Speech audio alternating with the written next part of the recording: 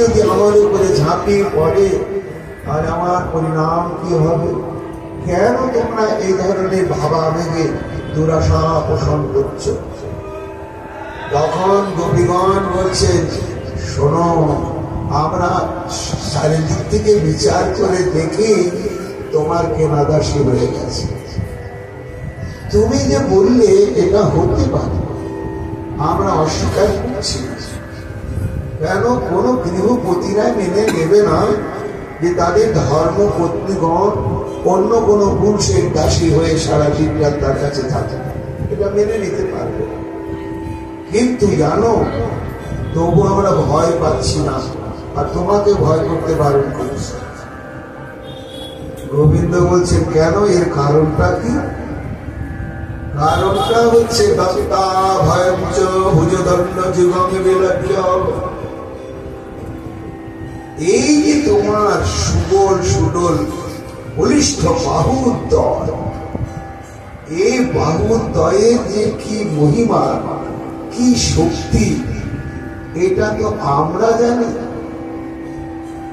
কত শক্তি তোমার ওই বাহুদ্বয়ে, যে অত বড় গিরি গোবর্ধন তুমি অবলীলা ক্রমে ছত্রাকের মতো, মানে ব্যাগের ছাতা বাচ্চারা যেমন নেয়, অমনি করে তুমি বাহু দিয়ে করে তুলে নিয়ে ধারণ করবে। তারপরে তো অন্যান্য অসুর বধের কথা তো আছে। সেই বাহু তোমার। কাজে আমাদের গৃহপতিরা যদি খেপে যায়, তারা যদি কখনো তোমার প্রতি ঝাঁপিয়ে পড়ে, তোমার তো সেই বাহু। কাজে আমরা অবলীলা ক্রমে জানি যে তুমি এগুলো সব পরাভূত করবে, এবং তার সঙ্গে সঙ্গে নরাধম অংশকেও তুমি বধ করবে। গোবিন্দ বলছেন, বাবা, এত কিছু তোমরা চারিদিক দৃষ্টিকোণ থেকে বিচার করে তবে আত্মসমর্পণ করছো, কিন্তু সর্বশেষ আমার একটা মন্তব্য।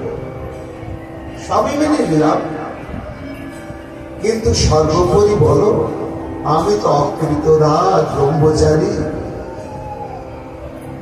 আর তোমরা হচ্ছে বিবাহিতা পরনারী। এই জন্য আমার প্রয়োজন যতই দেখা দেয়, আমি কখনো ধর্মবিধিকে লঙ্ঘন করতে পারি না, এটা আমার দ্বারা সম্ভব নয়। আজে পরপত্নীকে আমি দাসী করতে কি করে সম্মত হব বলো? আর এটা কি আমার উচিত হবে? তোমরা সব পরম সতীসাধ্যের অবনী, আর আমি পর পুরুষ, তাতে অকৃতদার। এই জন্যই এটা আমি মেনে নিতে পারছি না। গোপীগণ বলছে, বাবা, একেবারে মহারাজ ধার্মিকের চূড়ামণি ভাই তুমি। আরে শোনো শোনো,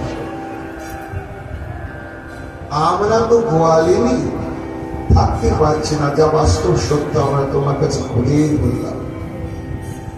তুমি আমরা বোকা বোকা বলে তুমি অনাসে ধর্মের ভয় দেখিয়ে আমাদেরকে প্রত্যাখ্যান করছো না, এবং আমরা ভাবালু, বিচার বোধ শূন্য, ধর্মজ্ঞানহীনা, এবং আমাদের প্রতিনিষ্ঠাও যথার্থ নয়, এইসব গুলো দুর্বলতা তুমি আমাদের তুলে ধরছ। কিন্তু তার কথা একবার ভাবো। গোবিন্দ বলছেন, কার কথা গোপীগণ বলো তো? শ্রীঐক রমণঞ্চ ভবামদাস্য পতিব্রতা শিরোমণি যারে কহে বেদবাণী, সেই বৈকুণ্ঠেশ্বরী লক্ষ্য দেব, তার চাইতে তো মহাসতী আর কেউ নেই। এটাতে তুমি মানবে? হ্যাঁ, সেটা মানবে। সেটা যদি মেনে থাকো, তাহলে অত বড় মহাসতী সেই সতী যে তার সতীত্ব ধর্মকে লঙ্ঘন করে সে তোমার দাসিত্ব প্রাপ্ত হলো, আর তুমি তাকে দাসী বলে স্বীকার করে নিলে, সেক্ষেত্রে তোমার অনুমোদন, আর আমাদের ক্ষেত্রে নয় কেন? এর যুক্তিটা কি বলো তুমি? গোবিন্দ বলছেন তাই, হ্যাঁ, আমরা প্রমাণ দেখিয়ে দিতে পারি।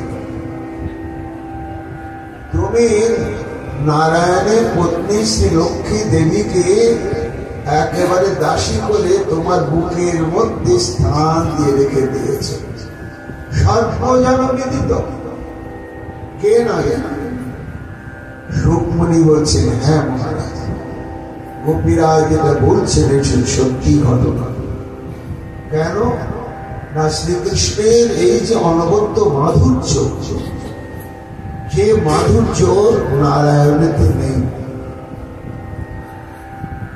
তাই স্বরূপত অভিন্ন হলেও একই ভগবত তত্ত্ব যখন এই নররূপ ধারণ করে লীলায় অবতীর্ণ হন, তখন এই মাধুর্য ভগবত্তা সার বুঝে তৈরি করেছে। এই মাধুর্য নারায়ণে নেই। তাই লক্ষ্মী দেবী একদিন এসে বৃন্দাবনে কঠোর তপস্যা করছে। গোবিন্দ দেখে চিনেছে লক্ষ্মী, এসে বলছে, তুমি লক্ষ্মী না? তুমি আমার তপস্যা করছো কঠোর ভাবে, কার জন্য, কিসের জন্য তপস্যা করছো? তখন লক্ষ্মী দেবী বলছে যে, হে প্রভু, তুমি গোপীগণকে যে সৌভাগ্য প্রদান করেছ,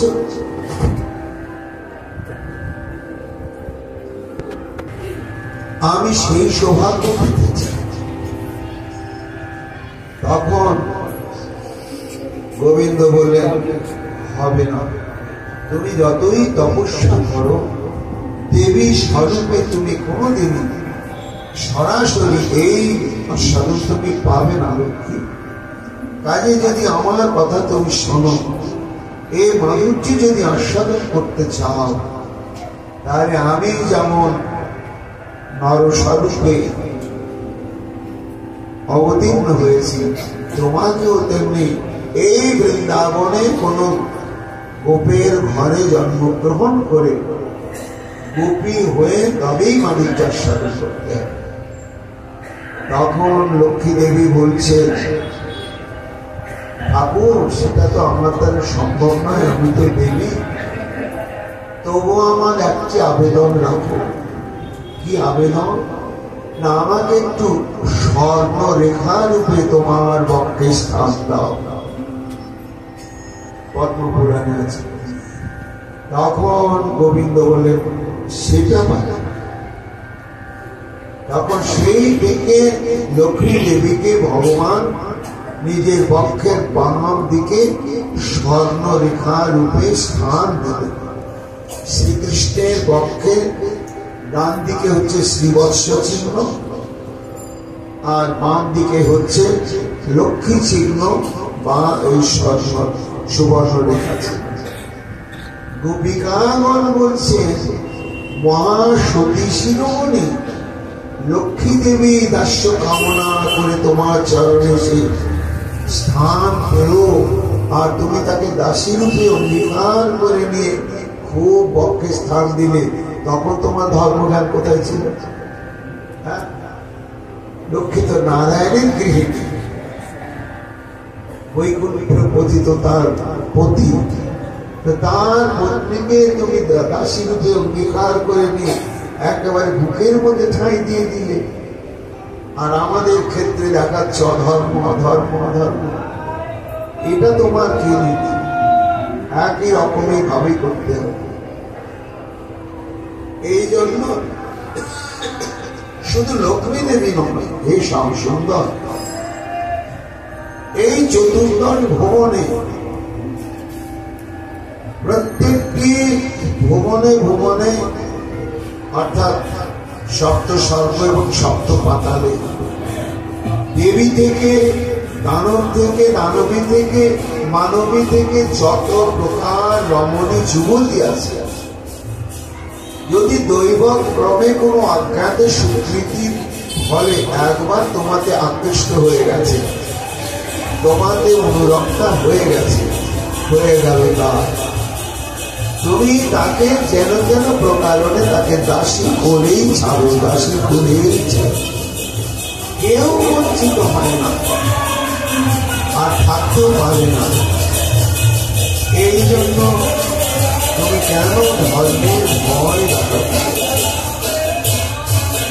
শ্রী চৈতন্য মহাপ্রভু এই গভীর উক্তি দামোদরের লোকে ভাগবতে এই শ্লোক শুনতে শুনতে গভীরভাবে আবিষ্ট হয়ে বলছে পবিত্র উদ্দেশ্যে, কৃষ্ণ যেতু পত্র চাঁদ বাতিয়াছে মুখভাগ, তাহে অধর মধুর স্ফুট চাঁদ, ব্রজ নারী আসি আসি ভাগে করি হয় দাসী, ছাড়ে নিজ পতি ঘর তার, বান্ধব কৃষ্ণ করে ব্যাধির আচার, নাহি গলে ধর্মা ধর্ম, হরে নারী মৃগী মর্ম, করে নানা উপায় তাহার, কণ্ঠস্থল ছলমল নাচে মকর কুণ্ডল, সেই ব্যক্তি হরে নারী চয়, সস্মিত কটাক্ষ মান ও তা সবার হৃদয়ে নামে, নারী বধে নাহি কিছু ভয়।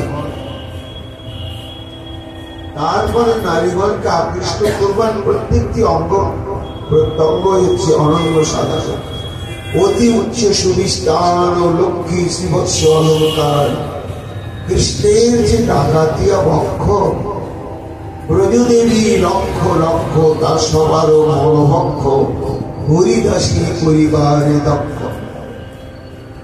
তোমার ওই পরিসর বক্ষটাও গোপীগণকে দাসী বানাতে একেবারে সুদক্ষ।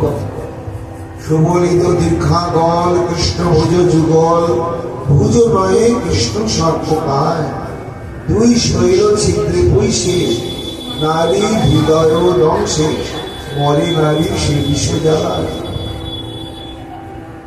এতটুকু প্রলাপ করি প্রেমাবেশে গৌর হরি, এই অর্থে পড়ে এক শ্লোক। এই শ্লোকে শুনি রাধা বিশাখাকে কহে বাধা, উহারিয়া হৃদয়ের সুখ। গোপী বলছেন সব দোষটা লক্ষ্মীর নয়, আমাদের নয়। দোষ বলার গুণ বলো তুমি, তোমার প্যারা নয়ন, তোমার ওই দুষ্ট দুষ্ট হাসি, আর তোমার মাসি, এই হচ্ছে নাকের গুরু। এসবের দোষ দিচ্ছ কেন? দেব না। কাস্তম্ভতে কলপদায়ত মুচ্ছিতেন, সংহিতাচার্য চরিতান্ন চলিত ত্রিলোক্যম, ত্রৈলোক্য শোভঙ্গমিদম চ নিধিক স্বরূপম, যদ গোধৃজ ধ্রুব মৃগা পুরাকর্ণ বিভ্রম। এই ত্রিজগতে এমন কোন রমণী আছে, কোন মহাশক্তি আছে যে তোমার বাঁশির সুরে আর তোমার এই ভ্রমণ ভোলার রূপে আর তোমার জাদুজাল রসের আকর, তোমার মধুর বাণী, এইসব শ্রবণ করে আর দর্শন করে তার সতীত্বকে বজায় রেখে গৃহ সংসারের ধর্ম স্থিরভাবে করবে? কেউ পারবে। ত্রৈলোক্য সৌভাগ্য বর্ধনকারী তোমার এই শোনো, তুমি জানো না তো তোমার এই সমস্ত মহিমার কথা?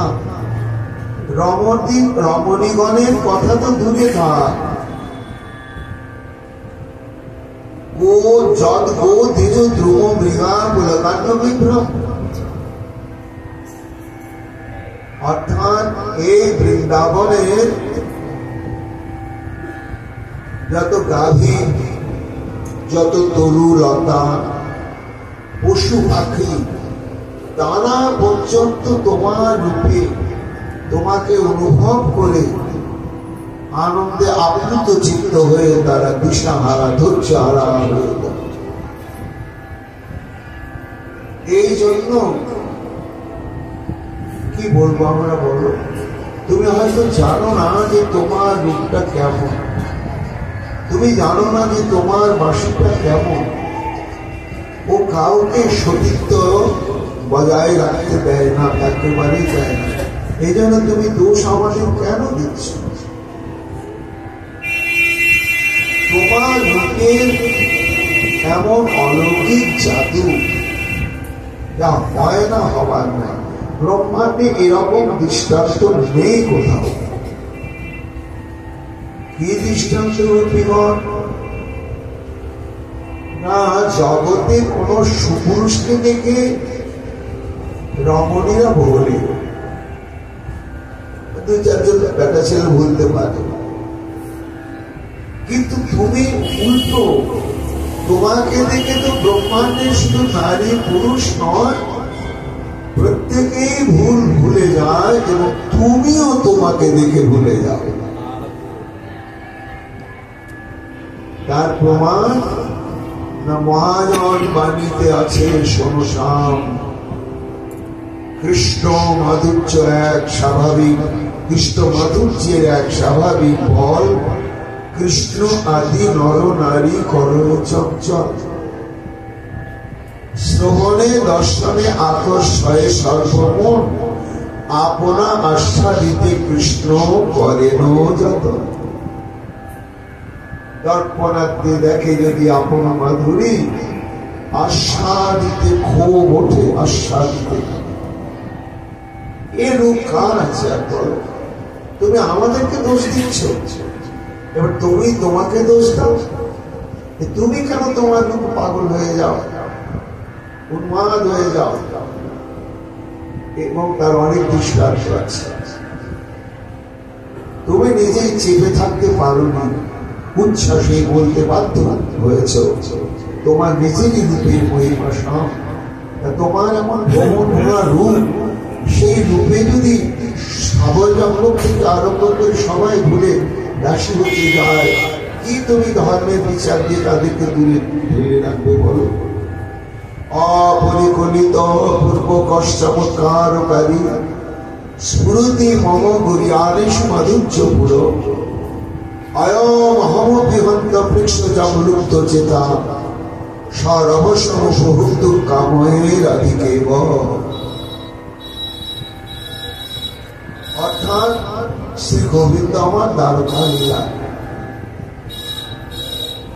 একটি স্তম্ভের মধ্যে সহসা নিজের প্রতিবিম্ব বিম্বিত হয়েছে, নিজের ছবিটা ফুটে উঠেছে। তা ওই নিজের ছবিটাকে দেখেই তেন দ্বিতীয় রূপ তখন দাঁড়িয়ে পড়ে একবার বেহুল আত্মহারা, পলকহারা নয়নে তাকিয়ে আছেন তো আছেন, এবং তাকিয়ে থাকতে তখন মনে হচ্ছে যে এই রূপকে আস্বাদন আমার দ্বারা তো সম্ভব নয়। কেন না, এই রূপকে একজনই পরিপূর্ণভাবে আস্বাদন করতে পারে। কে না, এই সেই মাধুর্যামৃতে রাধিকা এক বলি, আমার মাধুর্যামৃত সেই প্রেম দ্বারে নিত্য রাধিকা এক বলি, আমার মাধুর্যামৃত আস্বাদের সাথে গোবিন্দ নিজেই বলছেন সেই প্রেম দ্বারে। কোন প্রেম না, অধীর মাদরাক্ষ মহাভাব নামক যে প্রেম, সেই প্রেমের দ্বারাতেই পরিপূর্ণতম ভাবে কৃষ্ণের মাধুর্যকে আস্বাদন করা যায়, অন্যভাবে নয়। সেই বস্তুটি তো রসরাজ বিষয় তত্ত্ব গোবিন্দের মধ্যে নেই, রাধারানীর মধ্যেই সেটি আছে, কিন্তু লোকটা তো জাগলো আস্বাদন করবার জন্য।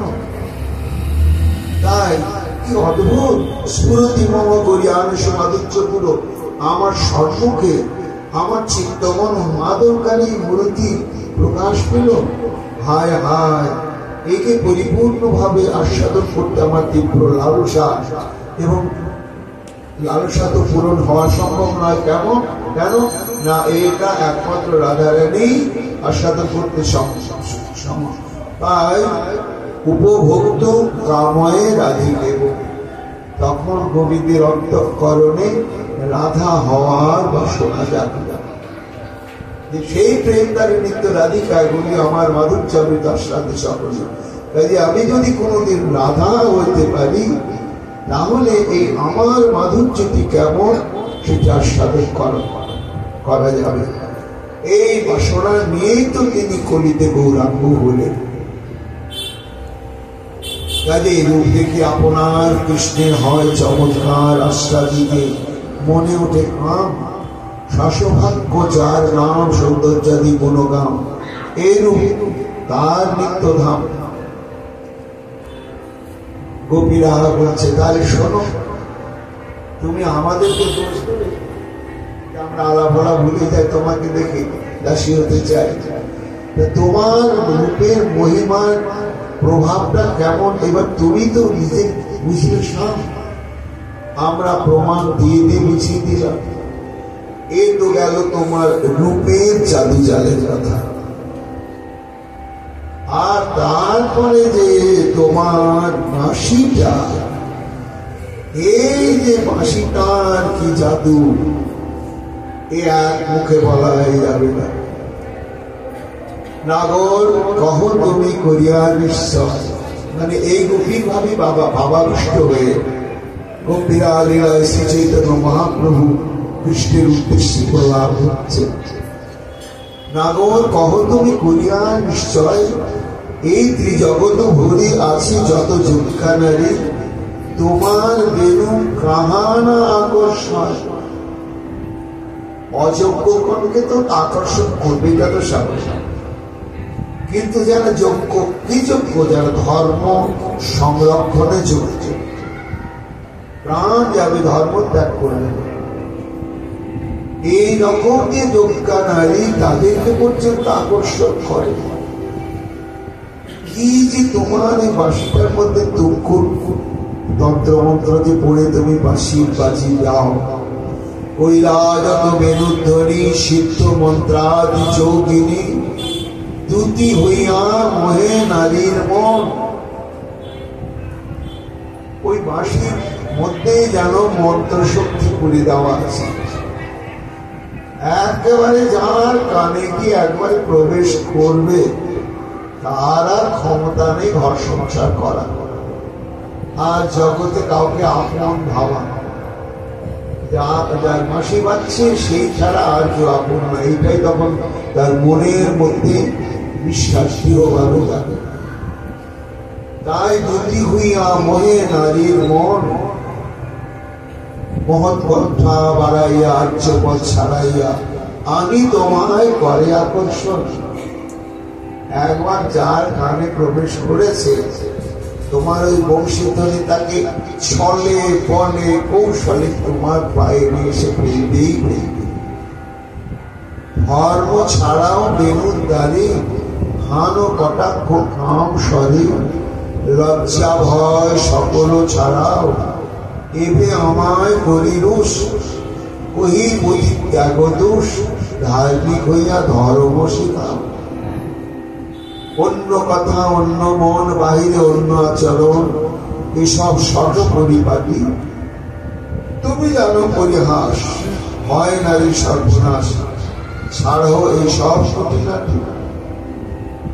বেনুনার অমৃত বলে, অমৃত সমান মিঠা বলে, আর অমৃত সমান ভূষণ সিঞ্চিত। তোমার মধ্যে যে শব্দের জাদুজাল, বাঁশির শব্দ, তোমার মানি কথা বলছো সেটার একটা ধ্বনি, আবার কিঙ্কিনি, তারপরে নুপুর, এগুলোর ধ্বনি, সবই জাদু। তিন অমৃতে হরে কান, হরে মন, হরে প্রাণ, কেমনে নারী ধরিবে রচিত। একেবারে ওই বাঁশি যদি কানে গিয়ে ঢোকে আর বেরোয় না, কানের ভেতর ভাষা করে আপনি সদাই স্কুলে, অন্য শব্দ না দেয় প্রবেশিতে। আর কথা শুনে কান আন বলিতে বলে আন, এই তোমার বংশী চরিত্র। এবং হে শ্যাম, তোমার রূপ আর তোমার বাঁশির যে প্রভাব কি কত বলবো বলো। কৃষ্ণ নিরীক্ষণ বলিত সব বড় রূপসীন শ্রুতা চ কথিত বেন বিবিক্ত দিব্যা বিমানগত স্মরণ সারা প্রসাদ প্রসন্ন কবরা মুহুর বিদ্যা। আমরা তো আলামলা গোবর কাটা কোয়ালি, আমাদের কথা ছেড়ে দাও। তুমি যখন ধেনুগণকে তৃণভক্ষরে নিয়োজিত করে আনন্দে ত্রিভঙ্গ বঙ্কিম ঠামে বেশ একটু হেলে দুলতে দুলতে যখন বাঁশি বাজাতে শুরু করো, তখন জানো ওই গগনচারী বিমানে পরিভ্রমণকারী সমস্ত দেবী পত্নীগণ তাদের পতি সঙ্গে আছে, নিয়ে তারা বিমানে বিহার করছে। আর যে পৃথিবী অর্থাৎ বৃন্দাবন থেকে বেনুধ্বনি ব্যাপ্ত হতে হতে গিয়ে একেবারে আকাশে গিয়ে পৌঁছালো, তখন সূত্র আছে পণ্ডিত বেনু বিবিক্তিকেতম, সেই বিমানে স্বামীর কাছে বসে থাকা দেবীগণ, তারা তো মহাশক্তিশালী, তাদের অবস্থা কি? তখন তাদের অন্তরে স্মর জ্বালা উদয় হয়ে গেল। স্বামীর সামনে, স্বামীর প্রতি স্মর জ্বালা নয়, কাম জ্বালানো, কাম জ্বালানো তোমার প্রতি। এবং সেই খাম জ্বালাটা এমন ভাবে তাদের অন্তরে ওই মাসে গিয়ে কাজে প্রবেশ করে কাম জ্বালাটা এমন ভাবে দাও দাও করে জ্বালিয়ে দিলে যে স্বামীর সঙ্গে বসে থাকতে থাকতে তাদের অবস্থা কি হয় জানো? প্রসব প্রসন্ন কবরা, তাদের কবরটা খুলে যায় এবং তাতে যে পারিজাতাদি সহ্য কুসুম সুসজ্জিত করা আছে সেগুলো সব একে এক খুলে পড়তে শুরু করে এবং তারা স্বামীর কোলেতে মূর্ছা প্রাপ্ত হয়ে পড়ে যায়। তাহলে আমাদের তুমি কেন দোষ দিচ্ছ? এমন কে আছে যে তোমার ওই বংশীধ্বনি শ্রবণ করে স্থির থাকতে পারে? সবন শস্ত্র দুপধার্য সরিষার সত্য সর্ব পরমেষ্টি পুরোটা কবয় আনত কন্দর চিত্তা কসমলম যুজু নিশ্চিত জানতা। তুমি যখন বাঁশি বাজাও শাম, তখন ব্রহ্মা শিব ইন্দ্র ইত্যাদি সমস্ত শ্রেষ্ঠ শ্রেষ্ঠ দেবতাগণ তারা ওই বংশীধ্বনি শ্রবণ করে বিহ্বল হয়ে পড়ে এবং তারা হচ্ছে কিনা সঙ্গীতজ্ঞ, সুর এবং স্বর সম্পর্কে তারা সুঅভিজ্ঞ, কিন্তু তারা পর্যন্ত নির্ণয় করতে পারে না যে তোমার বাঁশিটা কোন স্বরলিপিতে, কোন স্বরগ্রামে আর কোন রাগে কোন রাগিনীতে বাজছে।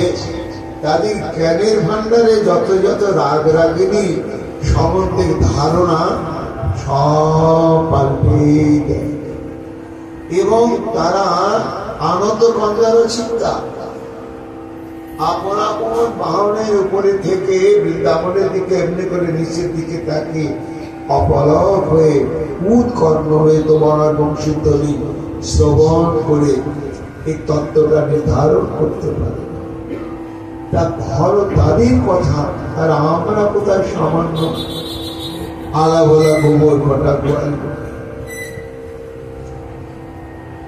এমন কে আছে যে তাদের স্বধর্মকে স্থির করে রাখতে পারে? এই জন্যই সনসম যত্র ভয় সমদোষ পরিহারুর্বে তৎসম নৈক পর্যানুযোজ্য শ্বেতাদ্রিকর্থ বিচারে। যখন স্বয়ং বৈকুণ্ঠ দেবী ওই দোষে দোষী হয়ে যাচ্ছে, দেবীগণ গন্ধর্বিকাগণ গন্ধর্বাগণ, এমনি করে সর্বলোকের যত রমণীগণ যদি ওই দোষে দোষী হয়ে তুমি মেনে নিতে পারো, তাহলে আমরা ওই দোষে দোষী হলে মেনে নেবে না কেন? কেন? শাস্ত্রে বলছে যে সংখ্যা গরিষ্ঠ যখন সবাই দোষী হয়ে যায়, একজন দোষী হলে তাকে শাস্তি দেওয়ার প্রশ্ন থাকে। কিন্তু যেখানে 1 লক্ষ লোকের মধ্যে 1 লক্ষ লোকই দোষী, তখন আর তার শাস্তি দেওয়া হবে, দণ্ড দেওয়া হবে, তখন সেটাকেই মেনে নিতে হয়।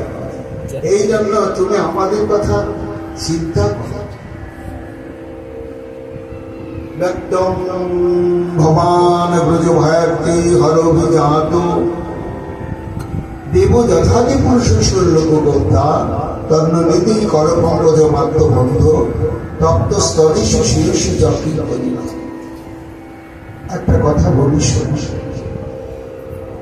দেখো, মা অদিতি গর্ভে পুষ্যপের ঔরসে ভগবান বামনদেব যেমন অবতীর্ণ হয়েছিলেন, দেবতাগণের সর্বপ্রকার আর্থিক দুঃখ, বিপদ আপদ, ব্যথা বেদনা দূর করবার জন্য, তেমনি তুমিও ব্যক্ত ভবান ব্রজ ভায়ার্থী হরণী যাতে এই ব্রজবাসীর যত প্রকার ভয়, ব্যথা বেদনা বিপদ দূর করবার জন্য তুমি এই বৃন্দাবনে গোপ সমাজে আবির্ভূত হয়েছে। তাই হে শ্যামসুন্দর, তুমি আমাদের সর্ব আর্থিক হরণ করো। তার কি চাই তোমাদের? তন্ন মেনেই করো পঙ্কজ মাত্রবন্ধু তপ্ত স্তরে শিরস্য জটিল করি না। আমরা অন্য কিছু চাই না, একবার দাসী বলে অঙ্গীকার করি না। আর নিয়ে হে আত্মবন্ধ, তোমার করম পঙ্কজ আমাদের প্রতপ্ত স্থলের উপরে তুমি প্রদান করো। কি বললে? প্রদত্ত স্তন। হ্যাঁ, তুমি তো আত্মহরণের জন্যই অবতীর্ণ হয়েছ। প্রপন্ন জলদানন্দ সন্দেহব্রত প্রভু। শাস্ত্রকারগণ বলেন যে তুমি জগতে আনন্দ বিতরণের জন্য, দুঃখ দূরের জন্য তুমি অবতীর্ণ হয়েছ। এই জন্যই তুমি প্রযোজনার আত্মিক হরণকারী। এবং তুমি নিজেও বলেছ। কি বলেছি তুমি মনে করে দেখো?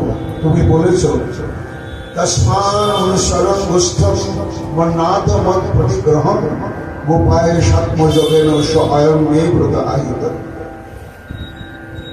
অর্থাৎ ইন্দ্রপীড়িত সংকটাপন্ন ব্রজবাসীগণের অবস্থা দেখে শ্রীকৃষ্ণ নিজে এই উক্তিটা করেছিলেন যে ব্রজবাসীগণ একমাত্র আমার উপরে নির্ভরশীল, আমাকেই ভরসা করে, আর আমি তাদের বিপদ ভঞ্জন বলে তারা এটা বিশ্বাস করে। আর আমারও প্রতিজ্ঞা, আমারও ব্রত যে আমার শরণাগত যারা হবে তাদের সর্বপ্রকার দুঃখ আর্তি আমি দূর করবই করব। হে গোবিন্দ, এটাই তো তোমার প্রতিজ্ঞা। তাহলে তুমি সেই প্রতিজ্ঞা করো, আমার প্রতিজ্ঞা রক্ষা করো, আমাদের আর্তি তুমি দূর করো। কিভাবে দূর হবে? না, তুমি এই যে আমরা আত্ম অবস্থা প্রাপ্ত হয়েছি তোমার বিরহে, তাই তুমি তোমার ওই করকমল স্তব্ধ স্থলে সুবিধি। গোবিন্দ বলছে, কি বললে? এটা তো আমার দ্বারা সম্ভব নয়। কেন? আরে আমার এই করকমলের সম্পর্কে কি বলে সাধুরা জানো? কৃষ্ণ কর পদতল কোটি চন্দ্র সুশীতল। তা কোটি কোটি চন্দ্রের চাইতে শীতল আমার এই হাত, আর তোমাদের তপ্ত স্তন। সেখানে যে দেব, তাহলে তো আমার হাতে প্রস্তাব হয়ে যাবে। ও আমার দ্বারা সম্ভব। এটা কি করে বলছে? ওই অসম্ভব আবদার করলে তা আমি পূরণ করতে পারবো না। তোমরা বললে তপ্ত স্তনে সুখ, এটা হয়। তখন গোপিকাগণ বলছেন, হে শ্যাম, শোনো, হয় হয়। কেন হয় জানো? আমরা তোমার কিঙ্করি। কিঙ্করি মানে পরিচারিকা, সর্বাত্মক পরিচারিকা। ঘরে যদি পরিচারিকা থাকে তাহলে যেমন মালিকের সব কর্ম সমাধান করে, তেমনি আমাদের অঙ্গ প্রত্যঙ্গ হচ্ছে তোমার সেবার জন্যই তো। তাই তোমার যখন পরিচর্যা করতে হবে তখন তো আমাদের এই পয়ধারের দ্বারাই পরিচর্যা করবো সব, যেহেতু আমরা চিরকালের জন্য তোমার পরিচারিকা। এই জন্য নিত্য সেবিকার সেবা করতে হবে। যেভাবে করতে গেলে তুমি কেন আতঙ্কিত হচ্ছ? শোনো, আতঙ্কের কোনো কারণ নেই। কেন নেই না, তোমার চরণ হচ্ছে কমল, মানে পদ্ম। পদ্ম প্রস্ফুটিত হয় কার ছাটাতে বলতো না? সূর্যের ছাটাতে। তাহলে সূর্যের কত তাপ, সেই সূর্যের তাপে যদি পদ্ম বিকশিত হয়, পদ্মে যদি কষ্ট না হয়, তাপটা সহ্য করে নিয়ে পদ্ম আনন্দেই বিকশিত হয়ে যায়। আর তোমার চরণ যদি পদ্মই হয়ে থাকে, আমাদের পয়ধারে যদি তাপও থাকে, যেহেতু পদ্ম স্বরূপ তোমার চরণ, সেজন্য এই তাপটা সহ্য করে নেবেই নেবে। এটা তুমি শঙ্কিত হয়ে উঠবে। তাহলে আর কি চাই গোপিকাগণ? সর্বশেষ সুকমণি বলছেন, মহারাজ এই গোপিকাগণের মোট উক্তি হচ্ছে 11টি শ্লোক। এই 11টি শ্লোকে গোপিকাগণের সম্পূর্ণ বক্তব্য এইখানে উপসংহার করলেন। শেষ কথা তারা কি বললেন? নিদেহি কর পঙ্কজম শিরোসূচক। আর একবার তোমার এই পদ কমলটি, আমার চরণ কর কমলটি আমাদের মস্তকে প্রদান করে, আর আমার কিছু চাই। গোবিন্দ বলছেন শুধু তোমাদের মাথায় হাত দিলেই হবে না? মাথায় হাত দিলে হবে না। মাথায় হাত দিয়ে গোপিকাগণ ছলে ছলে বাইরে বলছে, একবার তুমি বড় সংসার। এই গোপীগণ, আমি তোমাদের কোনোদিন আর পরিত্যাগ করব না। একবার মাথায় হাত দিয়ে তুমি এই কথাটি বলো। শ্রী গোবিন্দ আমার ছলো ছলো নয়। এই সমস্ত অন্তরের কথা শ্রবণের জন্য তার অন্তরে অদম্য লালসা, সেই লালসা পূরণের জন্যই গোবিন্দ এত 10টি শিক্ষা বাণী, যেন 10টি অগ্নি সংযোজিত ইন্ধন কাষ্ঠ যেন দিয়ে তাকে দগ্ধ করছে। আশা পূরণ হয়ে গেল। আর গোপিকাগণকে এইভাবে পরীক্ষা করার আরো একটি কারণ, যে তখন রাধারানী অভিশাপ করে উপস্থিত হন নাই রাসমঞ্চলে। যে সমস্ত গোপিকাগণের সঙ্গে কৃষ্ণের কথোপকথন হলো, তার মধ্যে রাধারানী এবং রাধারানীর যেতে কেউ নেই। আর রাসলীলার কারণই হচ্ছে রাধা। 100 কোটি গোপী এসেছেন, কিন্তু রাধা আসেন নাই। তার জন্য গোবিন্দ রাস করতে পারছেন না। আবার বলতে পারছেন না যে তোমরা দাঁড়াও, রাধারানী আসুক। তার জন্য সময়টাকে অতিবাহিত করার জন্য পরীক্ষার ছলা আশ্রয় করলেন। এর মধ্যে গোপীগণের মনের কথা ব্যক্ত হয়ে গেল। আর শ্রীমতী রাধারানী আমার সব যুদ্ধেশ্বরী সমস্ত গোপিকাগণকে নিয়ে সমাগত বলে তখন গোবিন্দের অন্তরে রাসলীলা বাসনা হলো। এবার পরবর্তীতে সেই রাসলীলা আবার সমাধান হবে। আমাদের নির্ধারিত ভাগবতী কথা আজকের মতো এখানে শেষ। আগামীকাল পবিত্র নিয়ম সেবা দামোদর ব্রত শুরু। আগামীকাল আমাদের পাঠের সময় হচ্ছে 5টা থেকে হবে। 5টা থেকে আমাদের এই পাঠ প্রসঙ্গ হবে।